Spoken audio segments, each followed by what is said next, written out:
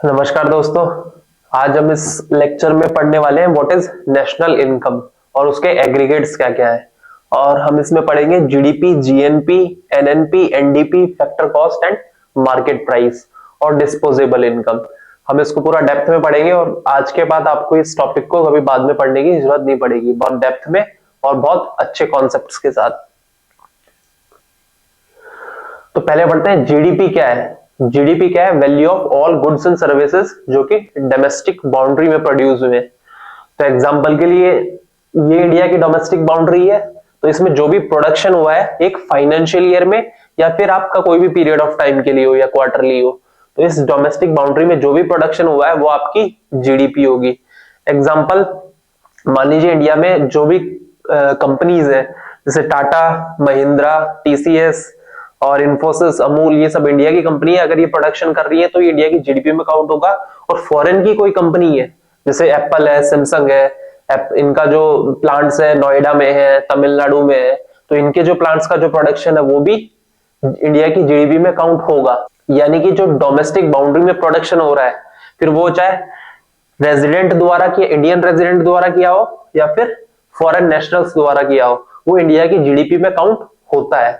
तो यानी कि जीडीपी में दोनों मैटर करता है, चाहे वो रेजिडेंट हो चाहे फॉरेन हो। फिर अपन चलते हैं जीएनपी पे। जीएनपी क्या होता है? Gross national product.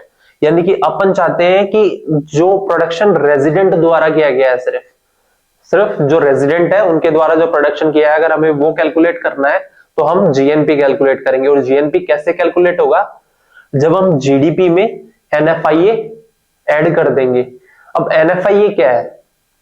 एनएफआईए होता है net factor income from abroad. यानी कि हमारे जो रेजिडेंट है वो कुछ इनकम बाहर से भी अर्न करते हैं, प्लस कुछ ऐसे इंडिया में भी कुछ ऐसे फॉरेन लोग हैं जो इंडिया की कंट्री से इनकम अर्न करके फॉरेन कंट्री में लेके जाते हैं। तो हम net factor income to abroad में से फ्रॉम अब्रॉड माइनस कर देंगे तो हमारा आ जाएगा NFIA, net factor income from abroad. और फैक्टर इनकम क्या होती है?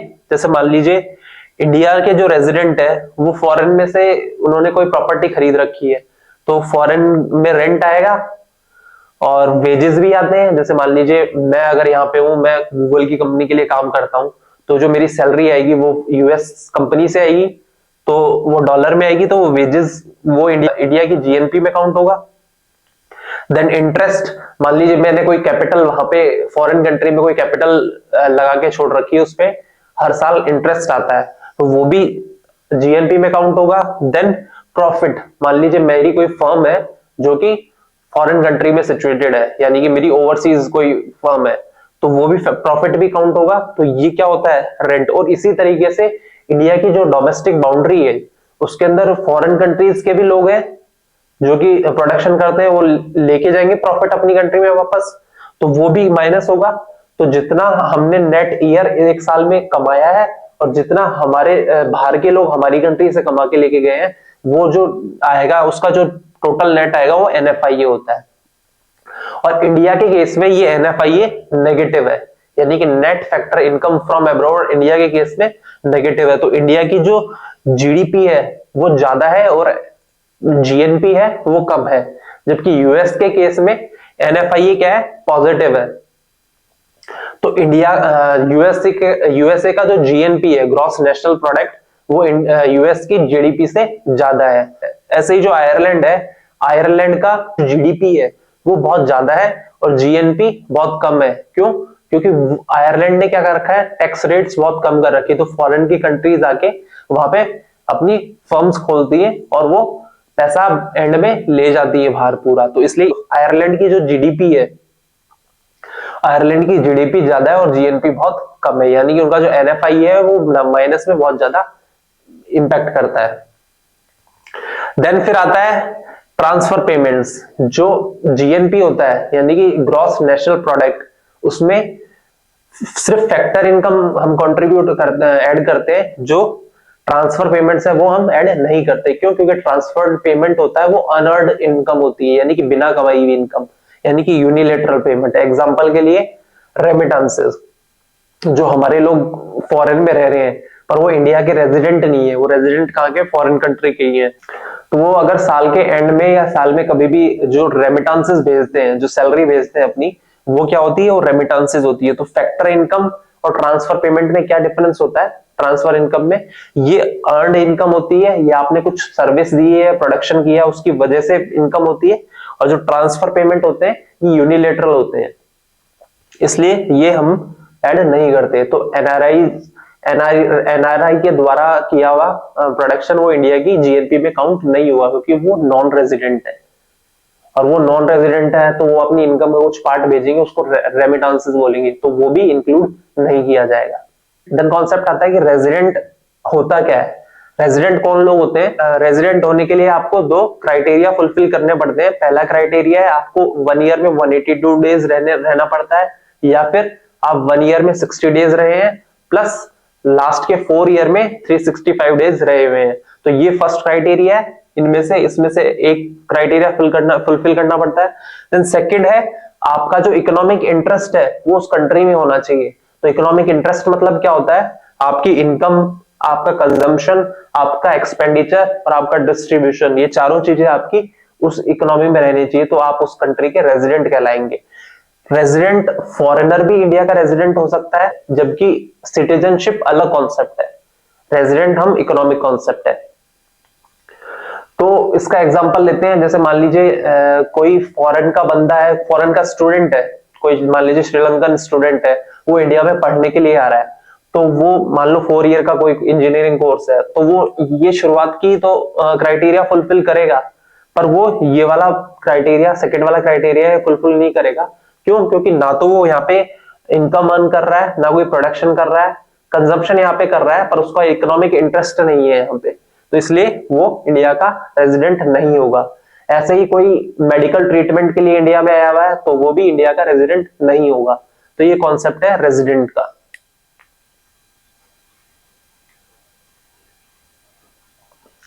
अब नेक्स्ट अपन देखते हैं कि जीडीपी को अगर हमें जीएनपी में कन्वर्ट करना है तो हमें क्या करना है? एनएफआईए ऐड करना है। तो हमने अभी भी देखा है, अगर जीडीपी को हमें जीएनपी लेके आना है, यानी कि ग्रॉस डोमेस्टिक प्रोडक्ट को हमें ग्रॉस नेशनल प्रोडक्ट बनाना है, तो हम net factor income from abroad उसमें ऐड कर देंगे। यानी कि जो इंडियन सिटीजन्स ने इनकम अर्न की है फॉरेन से वो प्लस कर देंगे, प्लस जो फॉरेनर ने इंडियन से अर्न की है वो माइनस कर देंगे, तो जो नेट आएगा वो एनएफआईए कहलाएगा। फिर हम देखते हैं जो रेजिडेंट है वो इकोनॉमिक कॉन्सेप्ट है, यानी कि आप कौन सी इकोनॉमी में रह रहे हो, और जबकि सिटीजन को है वो लीगल कॉन्सेप्ट है, वो आपकी लीगल एंटिटी है। तो रेजिडेंट और सिटीजन अलग अलग कॉन्सेप्ट है। अब अपन देखते हैं, एक होता है ग्रॉस और एक होता है नेट। ग्रॉस और नेट में क्या डिफरेंस होता है? जैसे जीडीपी है तो ग्रॉस डोमेस्टिक प्रोडक्ट को हमें नेट डोमेस्टिक प्रोडक्ट बनाना है, तो हम क्या करेंगे? उसमें से डेप्रिसिएशन माइनस करेंगे। तो पहले समझ लेते हैं ग्रॉस और नेट में डिफरेंस क्या होता है।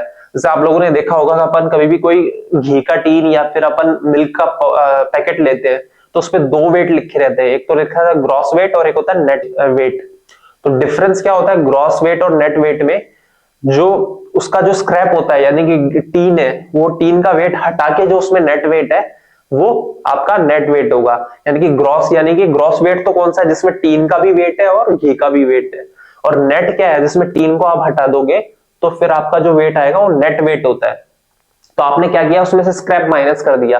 तो ऐसे ही क्या होता है इंडिया की इकोनॉमी में, जब आप जीडीपी, साल की जीडीपी काउंट करोगे तो उसमें से मान लिया आपने टोटल प्रोडक्शन किया एक साल में 100 रुपए का, तो 100 रुपए में जब आपने 100 का प्रोडक्शन किया तो आपकी जो कैपिटल है प्रोडक्शन करने में, आपकी जो मशीनरी है वो डेप्रिशिएट होगी, कुछ ना कुछ वियर एंड टीयर होगा उसके अंदर। तो आप वो वियर एंड टीयर को माइनस करोगे तो वो आपका नेट डोमेस्टिक प्रोडक्ट आएगा। जैसे 100 में से आपका वियर एंड टीयर मान लो 10 रुपए का हुआ, तो आपका नेट डोमेस्टिक प्रोडक्ट कितना आएगा? 90 रुपीज का। तो ऐसे ही हम क्या करते हैं, ग्रॉस में से डेप्रीसिएशन माइनस कर देंगे तो आपका क्या आ जाएगा? Net domestic product. तो जीडीपी में से आपने डेप्रीसिएशन माइनस किया तो आपका क्या आ गया? Net domestic product. अब अपन नेक्स्ट जो कॉन्सेप्ट है वो समझते हैं। तो एक होता है फैक्टर कॉस्ट और एक होता है मार्केट प्राइस। यानी कि फैक्टर कॉस्ट वो होती है जो आपकी फैक्ट्री में प्रोडक्शन के टाइम पे आपकी कॉस्ट है। यानी कि फैक्टर कॉस्ट में क्या क्या इंक्लूड होगा? आपका रेंट होगा, आपके वेजेस होंगे और आपका इंटरेस्ट होगा। ये तीनों आपने कोई भी प्रोडक्शन किया है, कोई भी एंटरप्राइजेस आपने बनाई है, तो आपको ये तीन चीजें आपकी कॉस्ट होंगी, रेंट, वेजेस और इंटरेस्ट।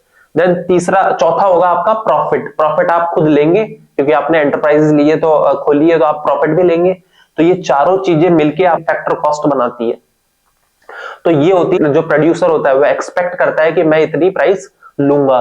देन जब आप उसको मार्केट में बेचने जाते हो तो सरकार आप पे इनडायरेक्ट टैक्सेस लगाती है कुछ, जिसको आप प्रोडक्ट टैक्सेस बोलते हैं। आपके प्रोडक्ट पे कुछ टैक्स लगाती है, जैसे जीएसटी हो गया, एक्साइज ड्यूटी हो गया। तो ये आपके इनडायरेक्ट टैक्सेस हो गए। तो जब आपके प्रोडक्ट पे टैक्स लगेगा तो आपका प्रोडक्ट महंगा होगा, तो आप फैक्टर कॉस्ट में प्लस कर देंगे इनडायरेक्ट टैक्सेस, तो आपका क्या बन जाएगा, मार्केट प्राइस। ऐसे ही आपको सरकार कुछ सब्सिडी भी देती है, तो सब्सिडी आपकी प्राइस को क्या करेगी, कम कर देगी। तो सब्सिडीज आप क्या करोगे, माइनस करोगे। एग्जांपल जैसे मान लो गेहूं है, आपने 100 रुपए पर किलो आपने गेहूं प्रोड्यूस किया, सरकार उसको पुअर लोगों को अफोर्डेबल बनाने के लिए आपको सब्सिडी देती है। तो मान लीजिए 90 रुपीज की सब्सिडी दी सरकार ने, तो 100 रुपए का गेहूं था, उस पर 10 रुपए टैक्स लगा तो 110 हो गया, प्लस 90 रुपए की सब्सिडी दे दी, तो अब गेहूं कितने का बिकेगा, 20 रुपीज का बिकेगा मार्केट में। तो फैक्टर कॉस्ट में आप इनडायरेक्ट टैक्सेस प्लस करते हो और सब्सिडीज माइनस करते हो, तो क्या आता है, आपका मार्केट प्राइस आ जाता है। नेक्स्ट कि इंडिया टिल 2015 जो जीडीपी कैलकुलेट करता है वो फैक्टर कॉस्ट पे करता था। 2015 से पहले फैक्टर कॉस्ट पे करता था, 2015 के बाद हम जो जीडीपी कैलकुलेट करते हैं वो मार्केट प्राइस पे कैलकुलेट करते हैं। अब हमने देख लिया कि इंडिया जो जीडीपी है वो मार्केट प्राइस पे कैलकुलेट, तो ऐसे ही अगर अपन को जीडीपी से नेशनल इनकम पे जाना है, नेशनल इनकम क्या होता है, net national product at factor cost. तो अपन को जी से एन पे जाना है, यानी कि ग्रॉस से नेट पे जाना है, तो हम डेप्रिसिएशन माइनस कर देंगे। देन डोमेस्टिक से अपन को नेशनल पे जाना है, तो हम एनएफआई ऐड कर देंगे, net factor income from abroad. Production और दोनों सेम ही रहता है हमेशा। अब मार्केट प्राइस से हमें फैक्टर कॉस्ट पे जाना है, तो हम क्या करेंगे, जो इनडायरेक्ट टैक्सेस है वो तो माइनस कर देंगे और सब्सिडीज ऐड कर देंगे, तो हमारा आ जाएगा net national product and factor cost. अच्छा, जो हमारी नेशनल इनकम होती है वो हम एनएनपीएफसी को ही क्यों बोलते हैं, तो हम एनएनपीएफसी को इसलिए बोलते हैं क्योंकि हम जो नेशनल इनकम लेंगे वो नेट होनी चाहिए, आपकी ग्रॉस नहीं होनी चाहिए, क्योंकि उसमें डेप्रिसिएशन तो माइनस होना चाहिए। यानी कि आपका जो वियर एंड टियर की वजह से आपकी जो कैपिटल की वैल्यू डेप्रिशिएट हुई है, तो आपका नेट होना चाहिए। देन आपका फैक्ट्री पे बना हुआ कॉस्ट होनी चाहिए, वो आपकी नेशनल इनकम होगी। क्यों, क्योंकि जो मार्केट प्राइस में तो टैक्सेस और सब्सिडीज आपकी इनकम नहीं होती, वो किसका होता है, वो गवर्नमेंट की इनकम होती है, तो इसलिए हम उसके गवर्नमेंट की इनकम यूज नहीं करते। तो फैक्टर कॉस्ट में क्या होती है, टैक्सेस और सब्सिडीज ऐड नहीं होती।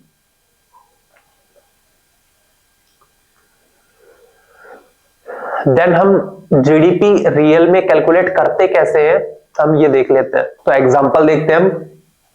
मान लीजिए फार्मर ने प्रोडक्शन किया व्हीट का, जो कि 100 रुपए का है। अब फार्मर ने जो 100 रुपए का व्हीट प्रोड्यूस किया, ये एक इंडस्ट्री वाले को बेच दिया, यानी कि एक आईटीसी कंपनी है, आईटीसी कंपनी ने खरीदा। आईटीसी कंपनी ने इस व्हीट को फ्लोर में कन्वर्ट किया और उसने ये कितने का बेचा, ये 500 रुपए का बेचा। किसको, रेस्टोरेंट वाले को। रेस्टोरेंट वाले ने जो फ्लोर था, फ्लोर को कन्वर्ट करके चपाती बनाई, चपाती को अब उसने 1000 रुपए में सोल्ड कर दिया। किसको, कस्टमर को। अब जो कस्टमर प्राइस पे करेगा वो कितनी करेगा, वो 1000 प्लस 10% टैक्स जो गवर्नमेंट इंपोज करेगी, तो टोटल कितना पेमेंट करेगा कस्टमर, 1100। तो अब हमें जब जीडीपी कैलकुलेट करनी है तो हम कैसे करेंगे, जो GDP at market price calculate करनी है तो उसके लिए हम पहले GDP at factor cost calculate करेंगे। तो मान लीजिए जो ग्रॉस वैल्यू एडिशन किया है, तो टोटल वैल्यू ऐड की है फार्मर ने, वो कितनी की है, वो 100 रुपए की है। क्यों, क्योंकि उसने कुछ इंटरमीडिएट गुड तो यूज किया नहीं था, तो उसका 100 माइनस 0 कितना हो जाएगा, 100 ही आएगा। तो gross value addition by farmer is 100। Then value added by ITC, यानी कि एक इंडस्ट्री है ITC company, Indian tobacco company, जो आशीर्वाद आटा मैन्युफैक्चर कर रही है। तो इसने 100 रुपए का व्हीट लिया था फार्मर से और उससे फ्लोर में कन्वर्ट किया तो आशीर्वाद आटे में, तो उसका कितना उसका एडिशन कितना होगा, उसका ग्रॉस वैल्यू एडिशन कितना होगा, उसका होगा 500 में से आप 100 माइनस कर दोगे, क्यों, क्योंकि 100 ये इंटरमीडिएट गुड्स था, तो 500 में से 100 माइनस किया तो 400 आ गया। तो वैल्यू एडिशन बाय इंडस्ट्री कितना हुआ है 400 और value addition by agriculture sector 100। अब आ जाता है वैल्यू एडिशन बाय रेस्टोरेंट जो कि एक सर्विस सेक्टर है, तो कितना आएगा, उसने 1000 में सेल किया था चपाती, जो कि 500 उसने इंटरमीडिएट गुड यूज किया, क्या, जो फ्लोर आईटीसी कंपनी से खरीदा था। तो 100 माइनस 500, तो total value addition by service sector कितना आया 500। तो अब हम जो जीवीए करेंगे यानी कि gross value addition at factor cost, वो कितना होगा, वो 100 प्लस 400 प्लस 500 कितना हो गया टोटल 1000। अब इस पे टैक्सेस लगेंगे, इनडायरेक्ट टैक्सेस, तो इनडायरेक्ट टैक्सेस लगेंगे और सब्सिडी कुछ है नहीं, तो इनडायरेक्ट टैक्सेस 10% लगा तो मान लीजिए 100 हो गया। तो अब GDP gross domestic product at market price कितनी हो गई 1100 हो गई, क्यों, क्योंकि पहले फैक्ट्री का कॉस्ट था, उस पर जैसे ही टैक्स लगा तो कितना हो गया मार्केट प्राइस हो गया, तो 1000 हो गया। तो ऐसे एक्चुअल में जीडीपी कैलकुलेट की जाती है। तो जीडीपी एट मार्केट प्राइस कितनी हो गई 1100। अब देखते हैं फैक्टर कॉस्ट, बेसिक प्राइस और मार्केट प्राइस में अंतर क्या है। फैक्टर कॉस्ट क्या होती है, जो कि कॉस्ट ऑफ प्रोडक्शन होती है, जो कि एंटरप्रेन्योर को इनकर होती है, उसने क्या क्या लैंड, लेबर और कैपिटल हायर करने पड़ते हैं।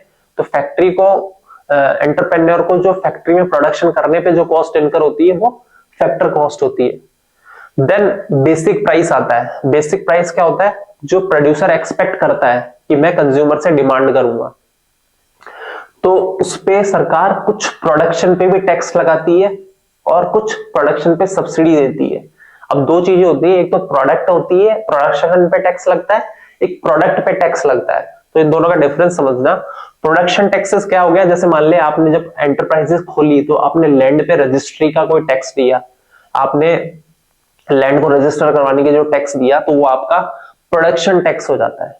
तो फैक्टर कॉस्ट में आप जब प्रोडक्शन टैक्स ऐड कर दोगे और प्रोडक्शन सब्सिडी माइनस कर दोगे तो आपकी आती है बेसिक प्राइस।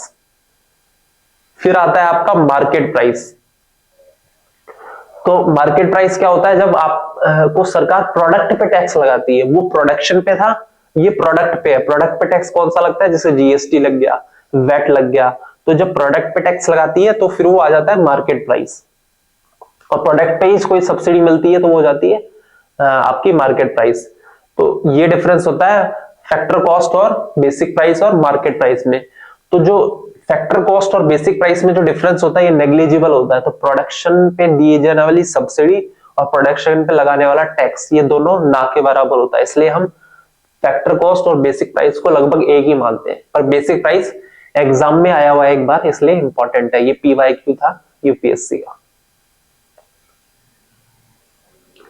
देन हम पढ़ते हैं प्रोडक्शन टैक्सेस और प्रोडक्ट सब्सिडीज के एग्जांपल। तो जैसे प्रोडक्शन टैक्सेस कौन से होते हैं, जो आपके लेबर पे लैंड, आपके लैंड और लेबर पे जो लगाए जाते हैं, जैसे आपका लैंड रेवेन्यू टैक्स हो गया, स्टैंप ड्यूटी हो गया, रजिस्ट्रेशन फी हो गई, ये सब आपके प्रोडक्शन टैक्सेस हैं। जबकि प्रोडक्ट टैक्सेस कौन से होते हैं, प्रोडक्ट टैक्सेस होते हैं जो आपको पर यूनिट पे पेड करने पड़ते हैं, वो आपको प्रोडक्शन पे पेड करने पड़ते हैं, ये पर यूनिट पे पेड करने पड़ते हैं। जैसे आपका जीएसटी हो गया, एक्साइज ड्यूटी हो गया, कस्टम ड्यूटी हो गया, ये सब प्रोडक्ट टैक्सेस के एग्जांपल है।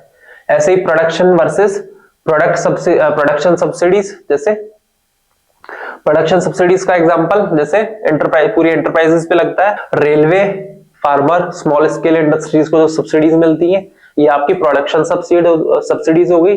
और प्रोडक्ट सब्सिडीज का एग्जांपल कौन सा हो गया, आपका फूड और एलपीजी और केरोसिन फर्टिलाइजर पे, इन पे जो सब्सिडीज मिलती है आपका प्रोडक्ट सब्सिडीज हो गया। तो प्रोडक्ट और प्रोडक्शन ये अलग चीज है।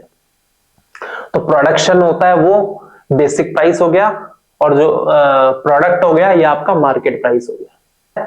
अब आता है नेशनल डिस्पोजेबल इनकम।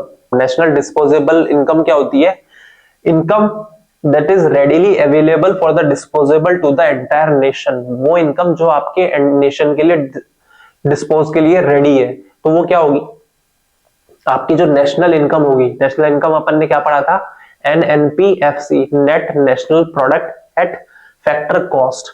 तो एनएनपीएफसी यानी कि नेशनल इनकम में आप net indirect taxes to add कर दोगे। क्यों? क्योंकि नेट इनडायरेक्ट टैक्सेस क्या होता है, एक टाइप से इनकम होती है किसकी, गवर्नमेंट की। तो यानी कि गवर्नमेंट आपके नेशनल्स में काउंट होंगे, गवर्नमेंट के जो एम्प्लॉइज होंगे और गवर्नमेंट होगी वो आपकी नेशनल में काउंट्स होंगे, तो वो आपकी क्या हो जाएगी, नेशनल डिस्पोजेबल इनकम होगी। क्या ऐड करोगे, net current transfer from rest of the world. Net current transfers क्या होते हैं, नेट करंट ट्रांसफर्स वो होते हैं जो आपको अनअर्न्ड इनकम होती है आपकी, जैसे रेमिटांसेस। तो ये आपकी क्या होती है, ये आपकी इनकम होती है, एक टाइप से आपने अर्न तो नहीं की, पर ये कि आप उसको डिस्पोज तो कर सकते हो, कंज्यूम तो कर सकते हो। मान लीजिए आपको किसी ने, आपका कोई फैमिली मेंबर है जो आप फॉरेन कंट्री में रहता है, तो वो कंजम्पशन वहीं पे करता है, मतलब रेजिडेंट वहां का है, पर आपको साल में या महीने में आपको अपनी इनकम का कुछ पार्ट आपको भेजता है, तो वो आपकी इनकम तो नहीं है, पर आप उसको डिस्पोज तो कर सकते हो, तो इसलिए वो आपकी डिस्पोजेबल इनकम में काउंट होगा। तो नेशनल इनकम में आप टैक्सेस ऐड करोगे प्लस आप ट्रांसफर पेमेंट्स ऐड करोगे, तो आपकी क्या आ जाएगी, नेट डिस्पोजेबल इनकम। तो नेशनल डिस्पोजेबल इनकम। तो अब अपन देखते हैं नेशनल डिस्पोजेबल इनकम और नेशनल इनकम में डिफरेंस क्या है।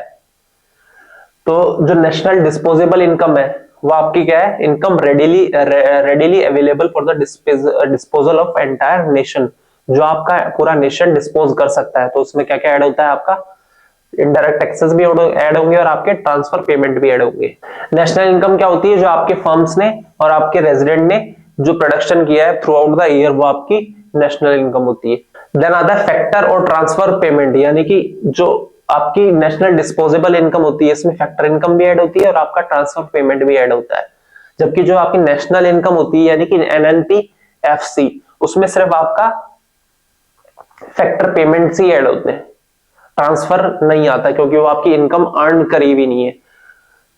नेशनल इनकम आपकी कौन सी होती है, net national product at factor cost. तो फैक्टर कॉस्ट एफसी आ गया, यानी कि आप सिर्फ अर्नड इनकम उसमें यूज करेंगे। देन आपका नेट इनडायरेक्ट टैक्सेस आ गया। नेट इनडायरेक्ट टैक्सेस तो आपका इसमें आपका डिस्पोजेबल इनकम में नेट इनडायरेक्ट टैक्सेस ऐड होते हैं, जबकि आपकी जो नेशनल इनकम होती है उसमें फैक्टर कॉस्ट पे कैलकुलेट होता है, तो आपका इनडायरेक्ट टैक्सेस ऐड नहीं होते। अब आ जाता है पर्सनल डिस्पोजेबल इनकम। पहले अपन ने पढ़ा था नेशनल डिस्पोजेबल, जो कि नेशनल्स डिस्पोज कर सकते हैं। अब ये आ जाओ आप पर्सनली डिस्पोज कर सकते हैं, यानी कि readily available for the households, households जो कंज्यूम करते हैं। तो उसमें क्या होगा, आपकी जो डिस्पोजेबल इनकम होगी, आपकी पर्सनल डिस्पोजेबल इनकम होगी, वो कैसे आएगी, आपकी पर्सनल इनकम, उसमें से आप माइनस कर देंगे पर्सनल टैक्सेस, क्योंकि आपकी जो इनकम है आप उसको डिस्पोज तभी कर पाओगे, पहले उस पर टैक्स भरोगे सरकार को।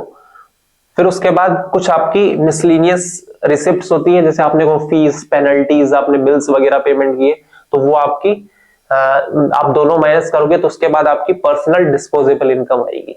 तो ये क्या होती है, जो हाउसहोल्ड्स कंज्यूम करते हैं, तो आपको पहले सरकार को टैक्स देना होगा, उसके बाद ही आप कंज्यूम कर पाते हो। तो आपकी पर्सनल डिस्पोजेबल इनकम हो गई। एग्जाम्पल के लिए मान लीजिए आपकी जो सैलरी है वो 100 रुपीज है, सरकार आपकी सैलरी पे इनकम पे टैक्स लगाती है, तो मान लीजिए 10% है, तो आपके ऊपर 10% इनकम टैक्स लगा, तो आपका कितना हो गया, आप सिर्फ 90 ही डिस्पोज कर पाएंगे, तो आपकी डिस्पोजेबल इनकम हो गई।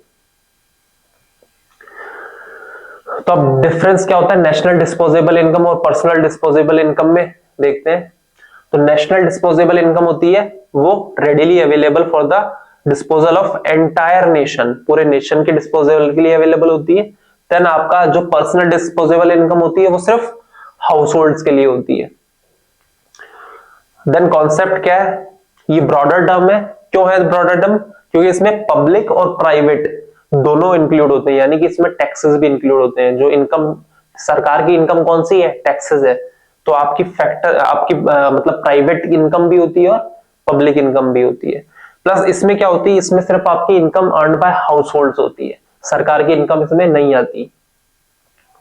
देन आता है नेट इनडायरेक्ट टैक्सेस, तो it includes all net indirect taxes. क्यों? क्योंकि हमने देखा है डिस्पोज नेशनल, तो नेशनल में आपकी गवर्नमेंट भी आएगी, तो गवर्नमेंट भी डिस्पोज करती है, क्योंकि अपन ने पढ़ा है जो आपकी जीडीपी होती है वो किससे बनती है, C plus G plus I plus N X, यानी कि consumption by household, consumption by government, और आपका इन्वेस्टमेंट प्लस आपका नेट एक्सपोर्ट्स।